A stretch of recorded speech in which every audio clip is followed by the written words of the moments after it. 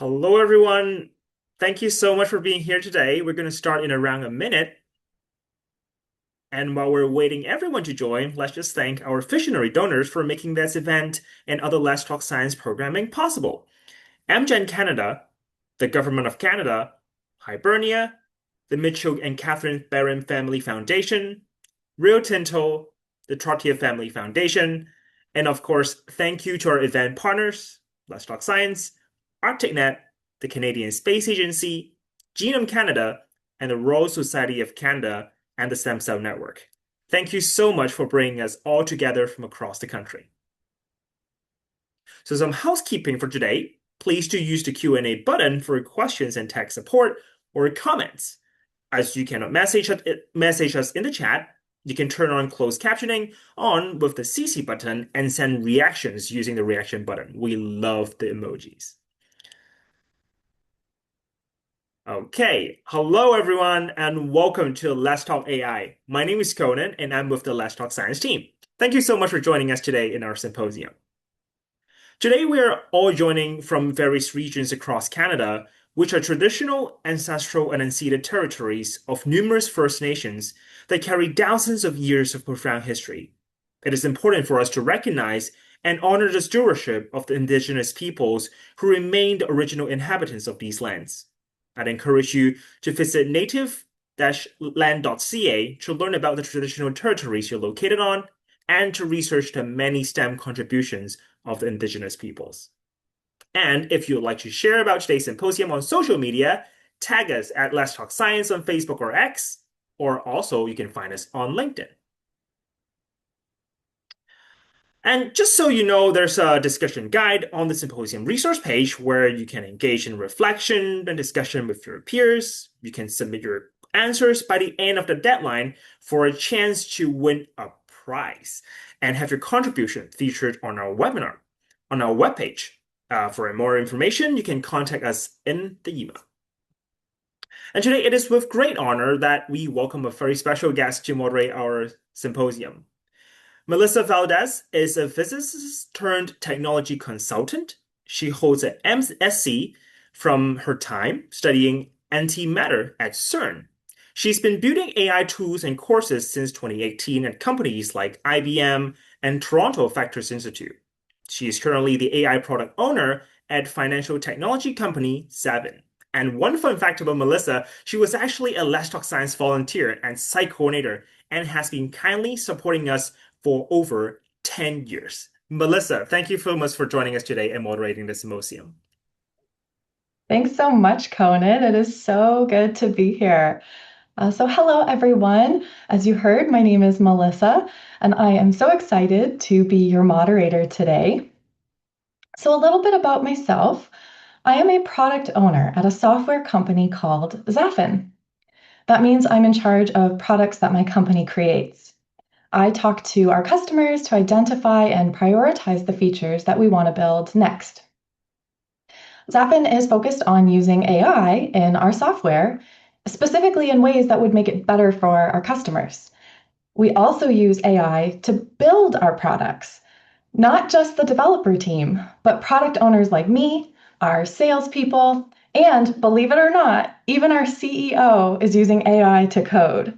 In fact, he uses the Cursor AI tool that we have more than anyone else at the company. There's a leaderboard. Before I worked at Zafin, you can see here on the slide that I've been a lot of different places. I organized AI courses, workshops, and symposia like this one for companies across Canada when I was at the Vector Institute. So that's the little V logo with the pink arrow. It's one of 3 federally funded AI research hubs in Canada. And before that, I worked at IBM, where I helped companies use conversational AI. This was back in 2018, before ChatGPT hit the scene, and we used natural language processing to build tools that are actually still supporting Canadians, millions of them, 7 years later. But I didn't go to school for AI. I actually studied physics and computer science. I got a bachelor's degree at the University of Windsor, you can see at the bottom there. And then I got my master's from York University. While I was there, I studied antimatter at CERN. There's a picture in the bottom right of the screen of me at the antimatter factory. I also loved to volunteer while I was a student. Volunteering is what helped me find what I was passionate about, helped me land 3 of my jobs, and volunteering gave me the opportunity to eventually appear on television shows as a physics expert. So that's my big claim to fame. I'm good. I'm a good example, as you can see, of somebody who didn't really have a particular career path in mind, but I studied a subject that I found interesting. I volunteered and tried new things, and I ended up getting to work in some really cool places. And Let's Talk Science has been and continues to be a big part of my journey. So I am so thrilled to lead the conversation today with 3 AI experts from across Canada. So today you're hearing from Alec, Matthew, and Ross. So please submit your questions for our speakers in the Q&A as they come to mind. We will address as many of your questions as possible during our panel discussion after our presentations. But let's get started in hearing from each one of the speakers. First, I'm happy to introduce Dr. Alec Couros. He is a professor of educational technology and media at the University of Regina. As an award-winning educator, Dr. Couros is internationally recognized for his expertise in generative AI, digital citizenship, critical media literacy, and open learning, and he's actively shaping educational policy and practice across K-12 and higher education. So Alec, welcome, and thank you for kickstarting our session today. Thank you so much. I'm just going to share my screen quite quickly. And here we go. Hi, everyone. It's great to be here. I'm very fortunate to be able to share 5 things that students should know about generative AI, and I hope that you benefit from this. I'm just going to hit my timer to make sure I'm on time. So first of all, we have to understand that Gen AI is not magic. It's autocomplete on an energy drink. If you think about how this actually works, it's not wise. It doesn't make any wise decisions about information. It doesn't really know. It just looks at the mathematics. So for instance, I'll take this Gen Alpha example, for instance. The LLM has studied a number of different patterns. So if you're going to say the fit is so, it'll look through a number of words that might perhaps fit that completion. So we have to understand when we think about the mathematics behind this, that it's really important because it doesn't have wisdom. Some people call AI, this generative AI, like a stochastic parrot. It just simply mimics patterns. And so it doesn't understand the meaning. And what's really important is it doesn't know when the information is false or harmful. That's something for you. And that's a really big point. So the key understanding here, AI is simply a word predictor. You'll need to act as the meaning maker. Number 2, it's a sycophant, not a soulmate. So you'll notice that ChatGPT or other AI will often talk about how brilliant you are, it'll be best response ever, and it kind of pumps your tires. I think it's kind of amazing sometimes. So when it's talking to you in that particular way. But there's something called the ELIZA effect, and it goes back with about the first real sort of kind of pseudo AI back in the day, decades ago. It's a human tendency to unconsciously project human-like traits such as understanding, empathy, intelligence onto computer programs or machines, even when the user knows that it's not a human entity. So it's really easy to feel like you fall into a trap that these things are quite human. So this can be very dangerous. In fact, a new study reveals how AI chatbots exploit teenagers' emotional needs. So if you feel like you're ever into that sort of danger zone, think about the ELIZA effect and touch grass, talk to a person, go outside, connect with a human. Really important piece. So the key understanding here, define your AI relationship. It's a study aid, not a life coach. Keep personal issues human. Number 3, it's a personal trainer, not a ghostwriter. And this is really an important piece. This AI, we used to have this when we were writing. It was just sort of this blinking cursor that sort of invited us to imagine. Now, the first thing you see in many cases is generate a document, help me write. And so, thinking about some of the tools out there, like ChatGPT, there's actually a study and learn piece, which doesn't just give you the answer by default. It makes you question. It gives you some Socratic dialogue. Or if you use something like NotebookLM, you can upload your text, some of the documents that you have for your class, And you can ask it questions. You can print study notes, you can print reports, you can use quizzes, and you can ask it questions. And that's a really cool affordance with AI. So use AI in a way that just doesn't give you answers. Instead, try to have arguments with it. Let it poke holes in your arguments or your papers. And so you can do things like this. If you want to perhaps, like if you want to understand photosynthesis a bit better, you can go into Google Gemini, for instance, and it'll create a diagram for you. Or if you want to create or understand photosynthesis from a Gen Alpha slang perspective, you can do this as well. And it'll continue to create some really nice outputs. Or if you just want to know what the 6-7 trend is about, again, this is all just generated in Google Gemini, the latest version, and it can produce some really interesting visuals. So the key understanding, treat AI like a learning partner, not a cheat sheet. Reject temptation to take shortcuts in your learning. 4, seeing is no longer believing. It's amazing if you think about how far we've come, even with video. This is 2003. 2023, when you ask Will Smith eating spaghetti using a tool like Sora, now you can see the difference here. Only a couple of years, it's becoming so that it's almost impossible to determine what's real and what's fake. So, for instance, here's an example of me and Sora. Jaw-dropping twist. Toronto has called up 50-year-old rookie Alec Couros to start Game 3 of the World Series. He's never thrown a pitch in the majors until tonight. You can feel the nerves, but he's getting right to work. Not sure if you're able to see that or not, but we're at the point that even 97% of people can't discern the difference between an AI music audio or not. 46% accuracy in terms of being able to discern a real picture from a fake picture. So key understanding, be hypercritical, verify everything, share only after vetting. And of course, number 5, all tech adoption is a trade-off. There are lots of hidden costs of AI adoption, environmental concerns, data and privacy costs, intellectual property, social and economic costs. We're not sure about the future of employment. And of course, many unknown costs yet to be determined. So the action here, educate yourself about AI before adopting. Your choices will shape the future. And thanks for listening. Excellent. Thank you so much, Dr. Couros. We are very excited to hear more about defining our relationship with AI. We'll talk a lot more about that and understanding how we can navigate a world where seeing is not believing. So thank you so much. We're going to next welcome Matthew Leonard. He is the Director of AI at Trudell Medical Limited. He manages a team of AI software engineers supporting leadership in determining the appropriate uses for AI. He develops strategic enablement plans and conducts AI literacy and train the trainer sessions. So Matthew, thank you for joining us today. Hi, thank you so much for having me. I hope everyone can hear me. Just a small nod there from Melissa, so that I'm sure that I'm heard. I don't know, I really am disappointed myself at having not used AI to put me on the Man United pitch, scoring a goal or something like that. Very good work there, Alec. I really was impressed with that. Okay, let's see if I can gain control here.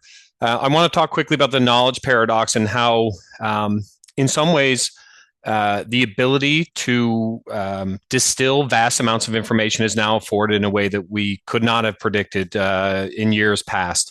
We can think about a fundamental challenge in medicine, of course, but I think it pertains to many industries where there's an exponential growth of literature as we research, as we come to know more about the human body, physiology, medical technology, and all the things that would be associated with advancements in medical or any industry's literature.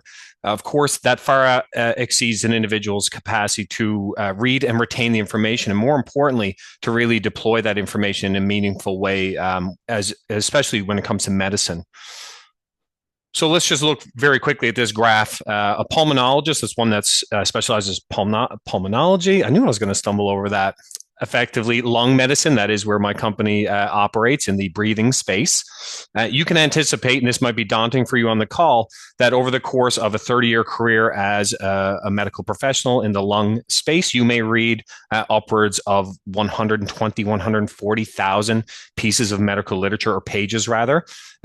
So how you come to read those over the years, I know not, but as you can anticipate, it is a lot of ingestion of literature, as you would anticipate. Okay, of the things that you would expect to ingest over the course of your career, and this also spans outside of medicine, how much can you actually retain? How much can you retrieve and put to good use? Of course, there is a percentage and a drop off, potentially 40% retention rate by some reports, although, of course, as that trajectory spans over time, they start to separate wider and wider. And I would hazard a guess that this individual's trajectory is very keen indeed if they're not like myself and stop learning in older ages. I'm not so old yet. Okay, so let's talk about what AI can see. So what it can ingest and what it can place under consideration for knowledge retrieval. If I can call your attention to this green line here, it is counted in the values to the right part of the graph in the millions of pages of records. So we're talking potentially over 85 million pages of potential specific pulmonary specific literature. So when we think about that ability to pull in that knowledge, and that is only strictly from a North American perspective, we tend to think in North American centric ways because we speak English and we operate in English, or forgive me, but in a North American centric perspective, we can't help ourselves but to do that. What is AI good at? Well, it's translation. It is taking vast amounts of information and putting them into a digestible format. So how about if we also consider the amount of knowledge that might exist in the medical field in various languages, written from every perspective. China alone constitutes millions and millions of potentially relevant and informative medical research placed in documents that are effectively blind to us as users in the medical field. So I want you to think of a future where any practitioner, regardless of geographic location, as long as they have the technological capacity, can query tomes and tomes of literature across cultures, across language, and to have it act as a super consensus around their ability to come to a conclusion or a care path for a patient. Because really, at the end of the day, we want to use that AI to help the patient. So I'm a sole operator. I'm a clinician. I operate in a rural area in Canada. And I really want to ensure that I'm keeping abreast of the latest and greatest information. How do I go about doing that? Well, I mean, a phone call is good, but a party line will only get you so far. I don't know if anybody knows what a party line is. For example, it may take you 46,000 years to read that amount of information that an AI engine could avail of. Needless to say, the ability to synthesize vast amounts of information and put it to utility on demand is incredible. And we see AI as an amplifier to someone's profession. It's a capability expander. It's a capacity extension. And by that, we would say one human cannot be expected to learn even a fraction of the knowledge that is in their realm of practice. So how best to utilize the AI data? I'm glad that Alec touched on this earlier, is that there is a high obligation on the individual to confirm that is in fact valid data and that is in fact good practice or a good strategy as it pertains to AI and using it in a diagnostic capacity. But needless to say, if you want that support of medical practice, if you want that direction and you don't know where to turn in your profession, or you want to keep abreast of changes of industry, what a better way to avail of that technology to really help you support you in your diagnostic journey from day to day. And ourselves at Trudell are very excited to leverage that technology, that literature, those blind spots of research to increase the patient outcome. Well, I think I've gone under time or maybe over. I see Melissa's popped back on. So thank you so much. That was perfect. Thank you so much, Matthew. I think it's incredible for us to be one of the first generations in history to have access to all the knowledge in the world, like historically, across languages. In some ways, it's a bit overwhelming and it's inspiring. So I'm really excited to talk more about how the medical field is leveraging all this data. So following our next talk, we will have our panel discussion where we'll answer your questions. So please remember to enter your questions in the Q&A as they come to mind. And finally, I am so excited to introduce Ross Memphis Pambrin. He's an indigenous Métis business leader, the CEO of an award-winning cyber innovation company, the Memphis Group. They use artificial intelligence-derived approaches to protect communities across the globe. Ross proudly wears medals awarded from the province of Alberta and the city of Calgary for his 24 plus years of service as a professional firefighter. He's also the lead host of a 13-episode treasure hunting TV show called Red River Gold, found on national broadcaster APTN or Apple TV Plus. So Ross, thank you so much for joining us. Over to you. Thanks, Melissa. Just so you all know, I was a student once, but the thing I remind people is that I'm still a student. I am constantly taking classes. I'm constantly staying involved and I'm constantly continuing to learn. If you stop learning, you stop growing. So I'm just going to try and bounce this forward here. The and I didn't grow up necessarily a rocket doctor, you guys. Like this is not where I came from, but this is part of the journey that we're all experiencing.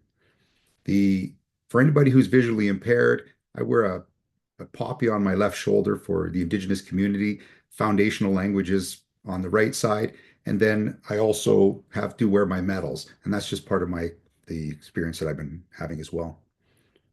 Max, then I don't seem to have movement forward here.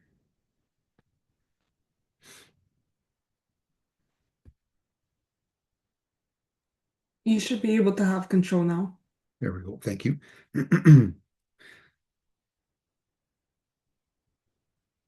Maybe you could just bounce us forward there. As we jump into this participation, the the tools are like an unlimited encyclopedia. But if we look at the history of the encyclopedia as we've been working with folks, there's a lot of inconsistencies that happen within the encyclopedias. So if we're just grabbing knowledge from our background, then we're not going to be able to, we need our students in order to be able to participate as they capture that information and validate that information.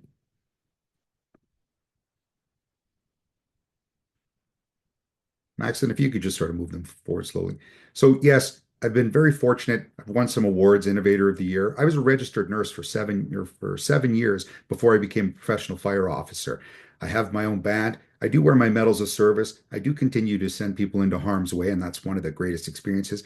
And if you can click forward, I may or may not be Banksy. Now, Banksy is an anonymous graffiti artist who travels the world, lives around the world. Nobody knows who he is. That's why he's anonymous. And he shares the conversation of social commentary through his graffiti work. And that's who I may or may not be. You can bounce forward, please.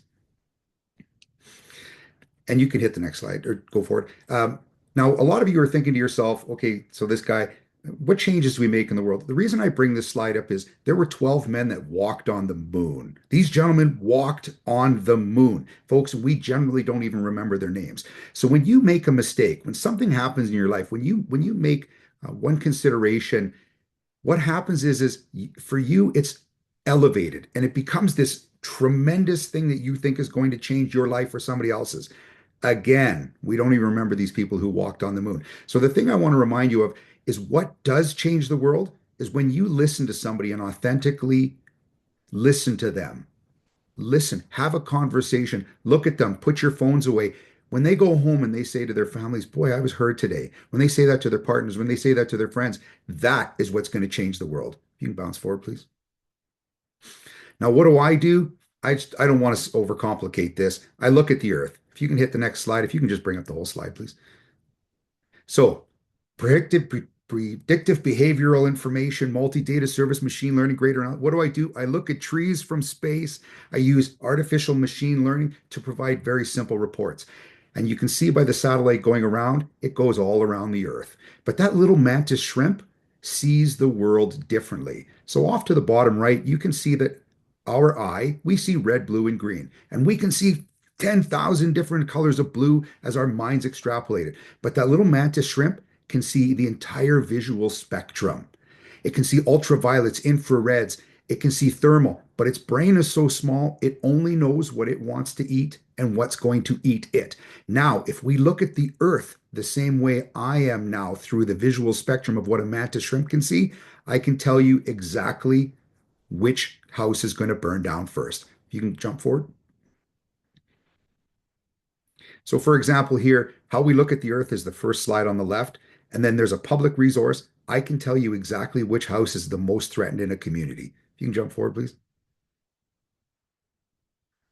But here's the thing I want to remind you. If you're using it for free, then you are the product.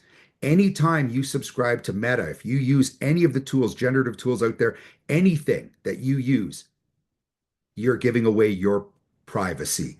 If you're using it for free, then you are the product. And you need to figure out how that is. But a lot of the tools that are being used today, all your information is being shared in a server on the other side of the world. Can you jump forward, please? And the ethics of this is when we talk about the doctors out there and we talk about the idea of beneficence versus non-maleficence, if we take words out, if you remove a word, you may actually be doing harm. So when the quick brown fox jumped over the lazy dog, a large language model is simply a repository of information trying to find the next predictive word that's going to come up. So when we want to do good, we want to include the Métis. We want to include the Métis that use the accent aigu over the E. But if all of a sudden you take a word out by thinking the word Indian could be harmful, you're actually doing harm because you're removing that conversation from large language models. Jump forward, please. And the reason I may or may not be Banksy is I loved from one of the movies, what we do in life echoes in eternity. In artificial intelligence, if you start to just remove words because you feel they're offensive, you are now removing that from eternity. So I really want to caution you about that. And if you could hit the last slides. So the one thing I often teach people is that you have to participate. If you do not participate, artificial intelligence will define you. That's not the worst thing in the world. But if you can stay involved, if you can be involved in the learning, the best questions I have ever received in my life came from the youth. So thank you for that. Excellent. Thank you so much, Ross. The applause is coming in. So now we're going to gather all of our speakers for a panel discussion. And over the next 30 minutes, it is your opportunity to ask questions. So please continue submitting them through the Q&A button. And to kick things off, I have some pre-submitted questions. And Ross, you were just speaking about how, we changing the world, and so much of what we hear about AI is that it's going to change the world. But you framed it as like, if we look at the world in new ways, like the mantis shrimp, we can actually make sure that these tools are equitable and applied in a way that's fair. So ethics are a big piece of the puzzle here. I think one of the biggest ethical questions that we see come out from our students, Corey and Molly were two submitters of questions who were focused on the environmental impact. So I want to start there when it comes to responsible AI and ethical AI. And they were asking, like, how should we think about our responsibility when it comes to the use of AI in terms of the environment? They framed it as, does the negative environmental impact make it worth it to use a technology like AI? So I'd like to start with you, Ross, and how would you address those concerns about responsibility and use of AI? I absolutely love that question. And we all use tools in how we're developing our relationship differently with technology. But I know our youth are very conscious of our approach to the environment and how are we going to continue to protect our communities. And it's so funny. I often get international conversations where people are like, how are we going to bring people into the conversation? Well, a lot of times what's worth happening is going to those communities. So I often express that in the Indigenous conversation. If you want to know how people are willing to react, go talk to them. Don't just try to study them online. But what was happening a number of years ago in Europe was they were challenged with, and we all are challenged with, the science behind how do you cool cow milk? Well, as the community was sitting in a building next door, wondering how do they change their environmental footprint because the building itself was so cold, all of a sudden the science came to somebody saying, why don't we pump the cow milk through a protected system underneath the building? As that cools the milk, it heats the building. As it returns back, the environmental footprint meant all of a sudden we've reduced the cost of warming and we've reduced the cost of heating because we've combined them. So often when I'm faced with this moral and ethical dilemma of how are we using these tools like artificial intelligence that have big footprints, I often say, well, how are we exploring the use of combining community associated with this? So when I presented recently to a bunch of different national agencies, if we're going to build a data center, how are we going to environmentally offset for the community? We need to think of the community first before we put these data centers in. So my idea was, why don't we use a data center that heats a community? Because there's an environmental offset. But then we also allow the communities to share in that and understand the value that's happening within their community. So it takes participation. Use that word. I love that. Absolutely. The collaboration, being involved, being an active member of the community when it comes to these projects. That's incredible. I really love that perspective on responsible use of AI that thinks more globally than just on an individual level. Thank you, So Melissa. I actually think another responsible use of AI question came from Eric. He said, how can students learn to use generative AI effectively without simultaneously hurting their ability to learn? I think this is a brilliant question. Alec, could I start with you? How can students responsibly use AI for academic purposes? Yeah, sure. That's a great question, and I've been thinking about it because I think it's one of the most important questions that we have. AI has certainly the potential to make us very passive users because you get an essay topic and you can just put it in very quickly, and before you know it, you've done some AI plagiarism, and that's not going to be a good outcome for anyone. Not just because that's academic misconduct, but of course. The bigger issue, I think, is that you're not learning, you're not retaining, you're not being challenged, for instance. And there was actually and I think I should be able to show this up here. There was a recent study, if you can see that. It was from MIT, and they just noticed that when people were using ChatGPT, there's what they call cognitive debt or cognitive offloading. And so you're just not doing the work or the productive struggle. And so you don't want to get into a place where, if you think about it, if everyone's using AI, if the student uses AI, the teachers use AI, it's just transactional. And the only thing that really, only one what wins is sort of AI companies who are, of course, profiting from all of this. And I just created this diagram on Gemini just a few seconds ago. Because I wanted to take a few ideas around this particular topic and then put it into a slide. And so I was able to put what I think is the important piece, that you can be a passive AI user, and that's not going to get you very far. It's not going to push your brain. It's not going to get you thinking. They often talk about cognitive offloading, but cognitive offloading is not always a bad thing. Sometimes it's a resource management. So it's basically, I don't need to think about these things right now. I'm going to offload that, and I'll think about something deeper while the AI does the trivial things. But the big part of learning is it needs to be a productive struggle. There needs to be friction.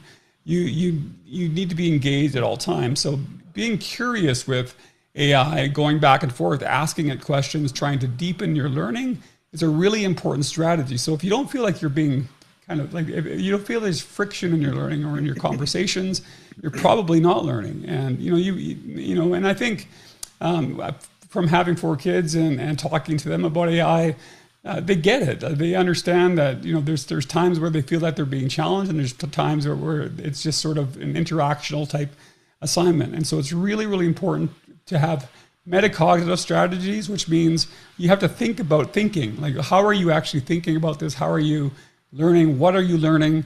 And kind of going back and forth with the AI. So AI has to be a learning partner. It has to be something that continues to push you. And so hopefully that helps to understand this particular piece, but it's probably one of the biggest questions of our time. So I'm glad you asked it. Yes, an excellent question. Thank you so much, Eric. Ross or Matthew, did you have anything to add from the perspective of using AI responsibly for academics? Yeah, I actually, something came to mind as Alec was speaking is the association of AI to produce action over action and be consistent across those outputs of value. So any task that I would ask AI to perform on my behalf, and after I vetted its output and confirmed, yes, indeed, that is helpful in whatever scenario, I said, you know what, let's ask the next task. And it does that well. I said, wow, this thing can't miss. And it's that setting up of expectation and kind of putting it on a very passive scrutiny. So you want to approach it with that level of scrutiny to say, just because you excel at this certain task area across your capability as an AI model in this snapshot of time does not necessarily mean the very next thing I ask you, although quite similar at even in some cases, you will excel or even have any idea of how to produce a valid output. So it's approaching each interaction as if it is the first interaction is probably a good set of practices. I like that a lot. Yeah, and for me, Alex's response really spoke to like the cognitive offloading. It's not always bad as long as you are using those tools so that you can focus on something else that is impactful. And so what's more important and prioritizing becomes really important both individually and as organizations. So I'm going to use that as kind of a bridge. We talk about AI literacy is so important. Like, what does that mean to you guys? What does it mean to be able to start to understand AI, be literate in AI, and then make intelligent decisions for yourself and for your communities and for your organizations? Maybe I can start with Matthew for that question.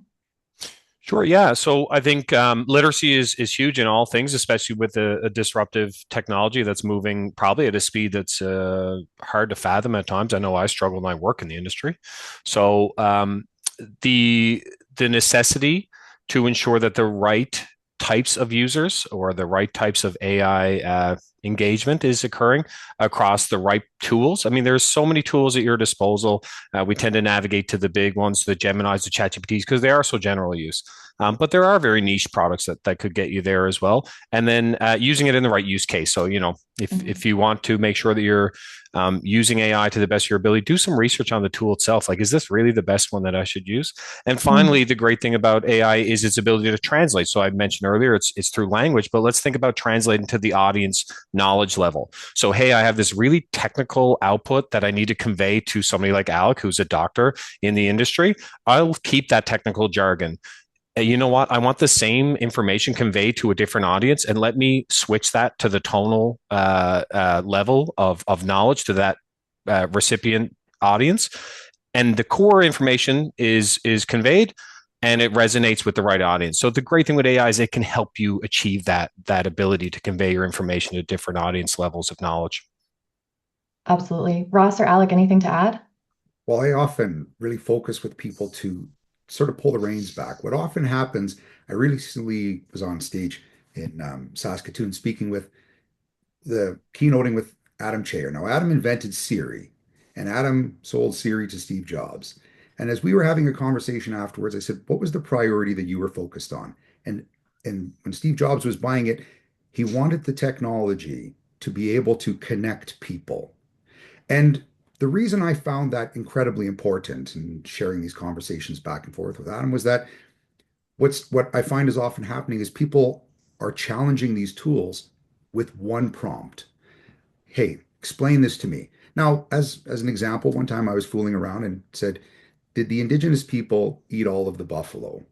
And of course, the tools are looking at the information that's historically around there, wants to make you happy, and says, well, yeah, the indigenous people did eat all the buffalo. Well, actually, the answer is the indigenous people used all of the buffalo.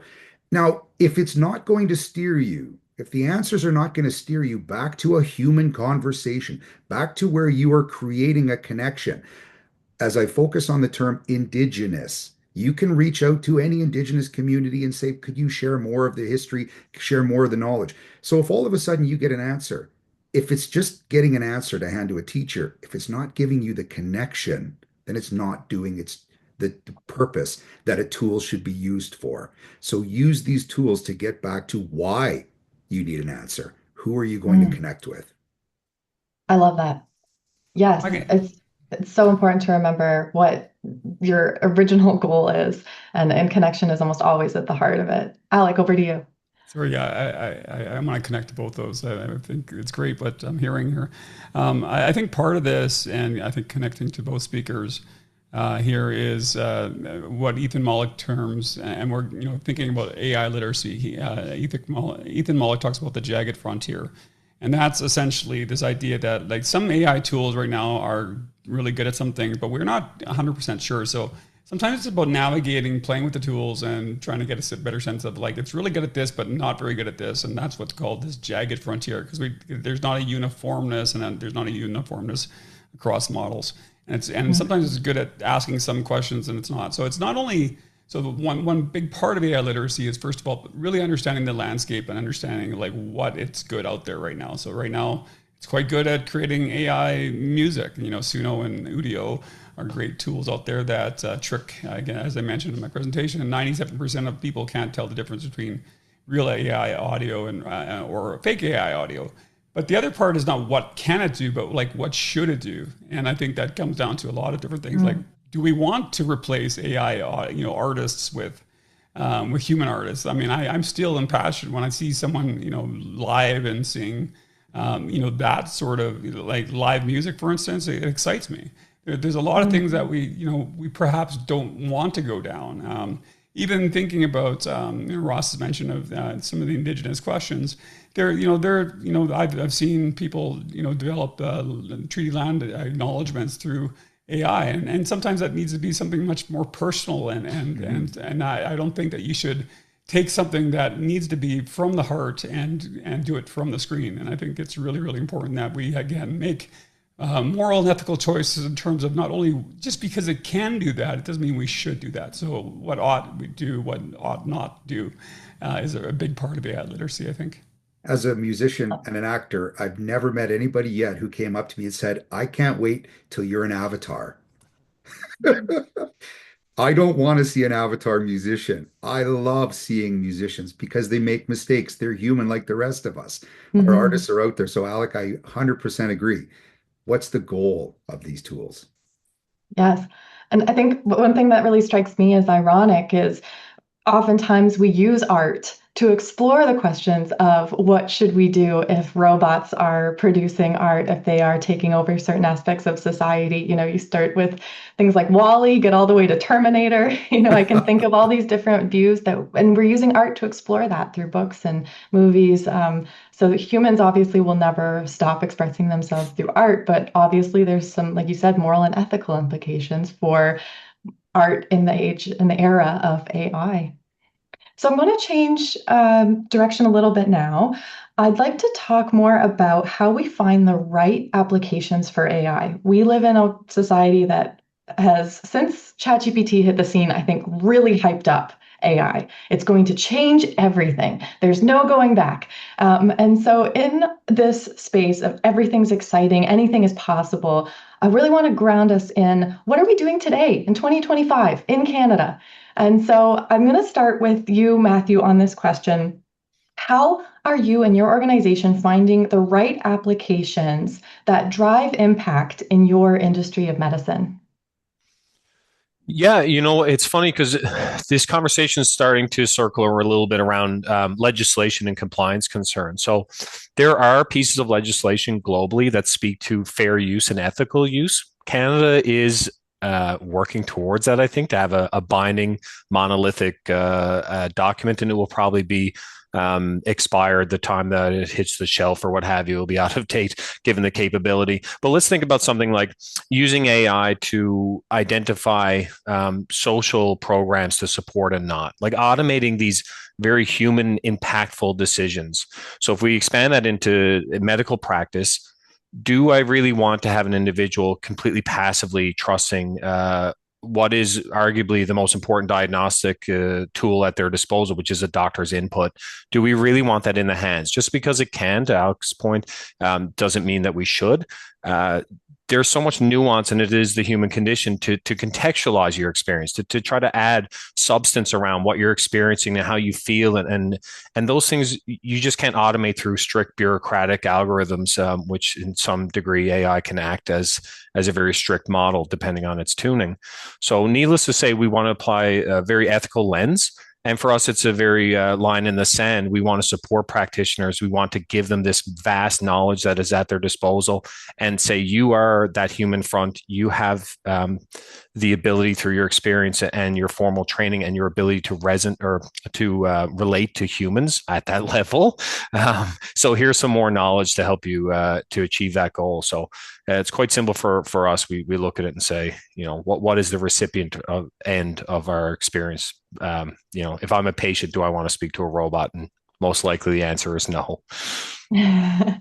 Right, absolutely. I think a lot of patients are comfortable with doctors leveraging those tools to inform their opinions, but they don't want them to abdicate all the responsibility over to an automated system. And of course, that opens up the conversations around data privacy, right? If the doctor treats you, do you become a data point in the model to treat the next patient? That's a very important question as well. And so I think we could even have a brief discussion on people's consent and people's participation. If we have a regional police force, for example, here in Ontario where I live, we have the OPP, the Ontario Provincial Police. If they're planning to use AI as a tool, are we actively participating in deciding whether or not the tool can be used in identifying suspects or potentially making decisions in court cases, like whether someone should have bail or not? Those are important things, and I think a lot of people kind of step back and don't necessarily, they say, oh, I'm not an AI expert, I can't have a say on some of these topics, or, I'm not an AI expert, I can't decide if my data gets used by my hospital, by my doctor. So do you guys have any perspectives on being engaged in the process of how AI is used in your schools, in your companies, in your government? Well, I'd like to just comment to Matthew's conversation and the challenges that are faced with health organizations.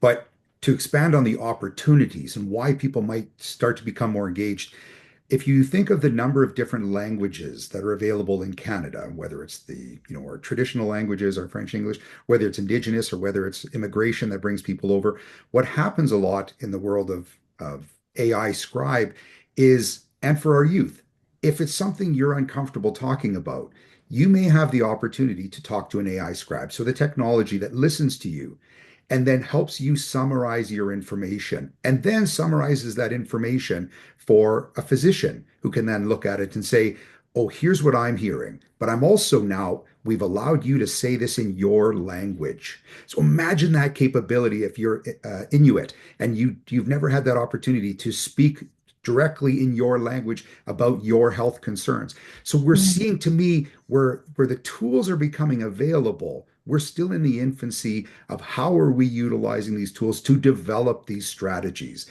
But if we participate, as I am very familiar and I talk Indigenous languages and such like that all the time, we're seeing the large companies that are capitalizing on you as any individuals who are saying, I'm happy to help you when it comes to teaching language. Right, but if you're giving it away, you're likely giving it away for free, and that company's capitalizing on it. But if you participate, you are still helping the language models learn your language. So what's your end goal? If they are to work in the healthcare industry, focus on that. Yeah, so there's an opportunity to democratize access to things in ways that we haven't been able to before, which is really an important benefit to consider, even when there are risks on the table. So, Alec, is there anything you'd like to add on that risk or benefits kind of way that the process of weighing the two? Sure, I can speak almost parallel to Ross's experience. Thinking about students who are second language learners, like English as a second language, for instance.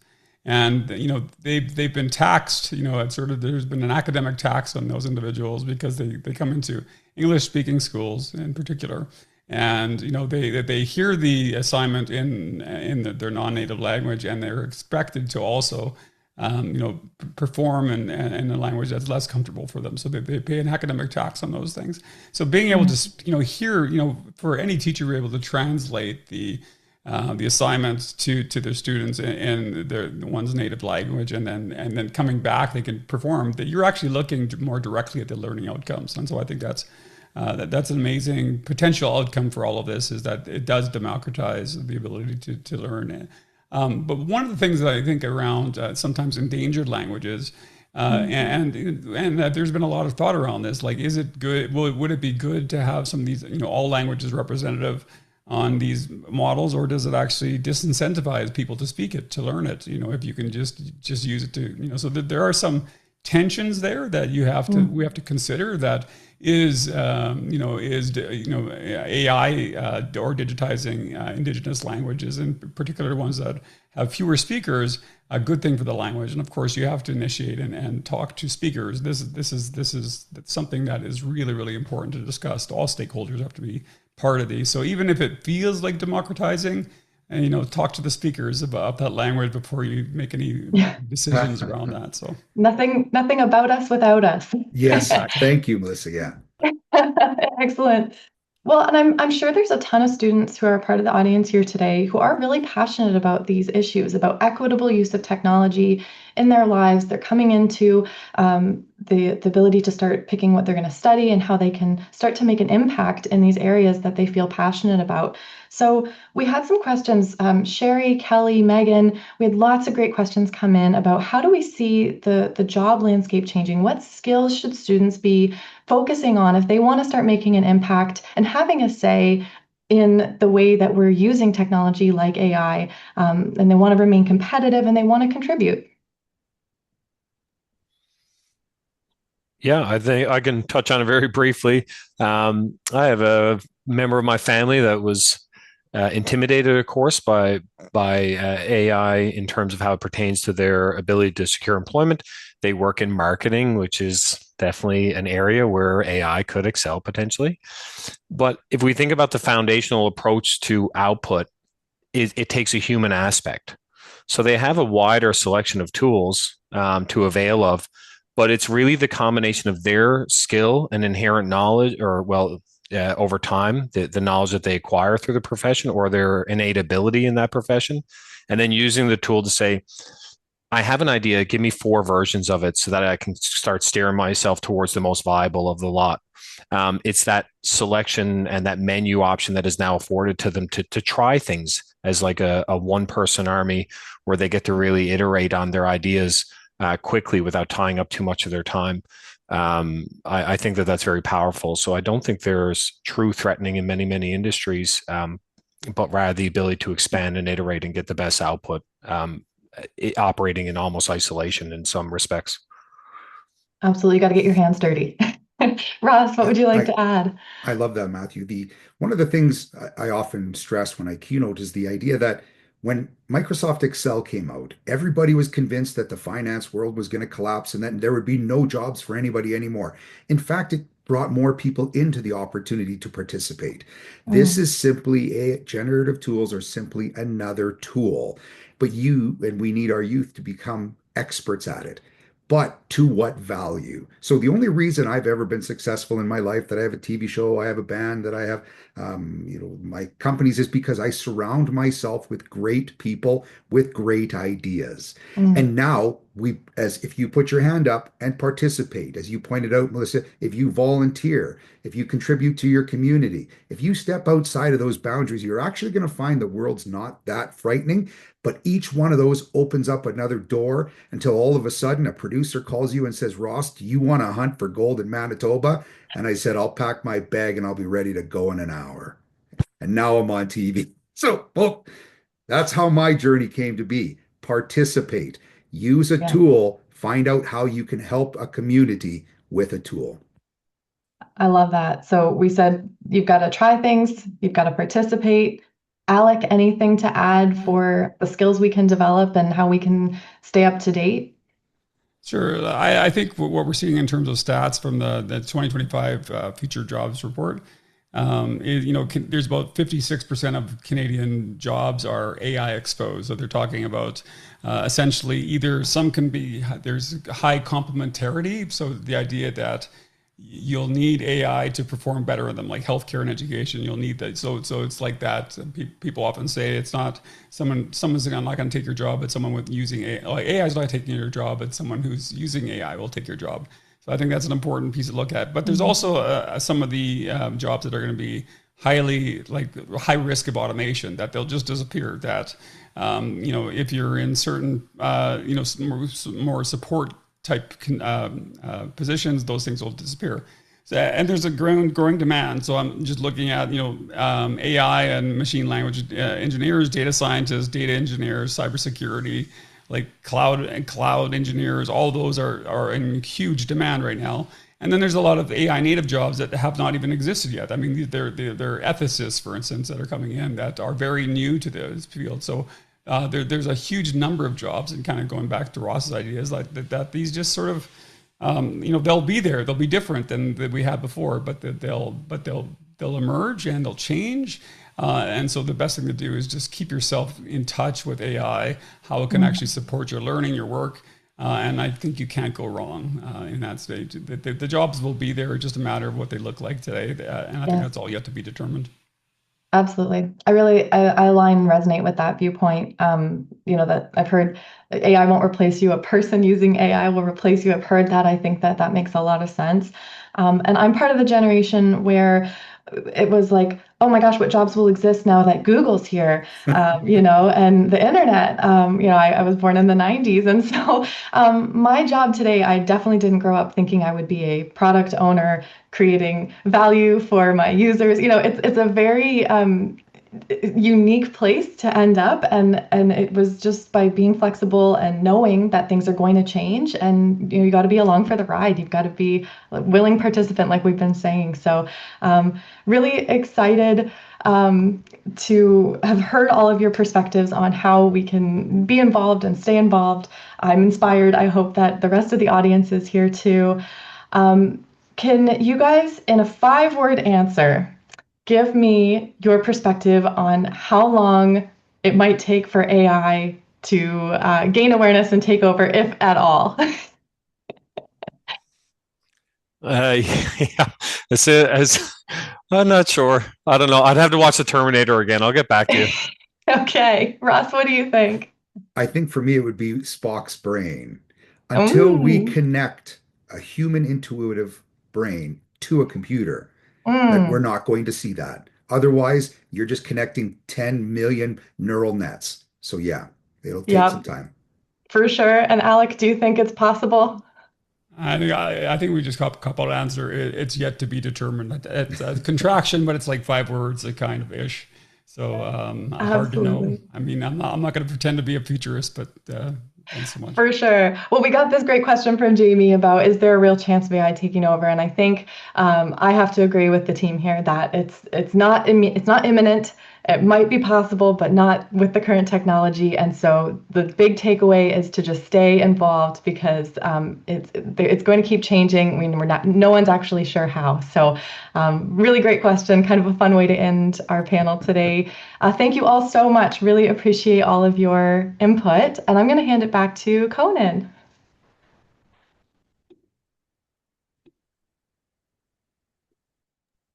And thank you so much, Melissa. And thank you, a huge round of applause to our incredible panelists, Alec, Matthew, Ross. Thank you so much for all your contribution and insights today. We truly appreciate you taking the time to be with us today. And to our audience, please take a moment to thank Melissa and our panelists. I see you're already giving so many emojis, which I'm really appreciating. We do have a few Zoom poll questions coming shortly in your way, and we'd really appreciate it if you can share your thoughts. But before we end, that's Zoom question that we have. Maxine, can we share our question? Which area of AI are you most interested in exploring further? We're excited to see what everyone thinks. We're seeing something in AI in education.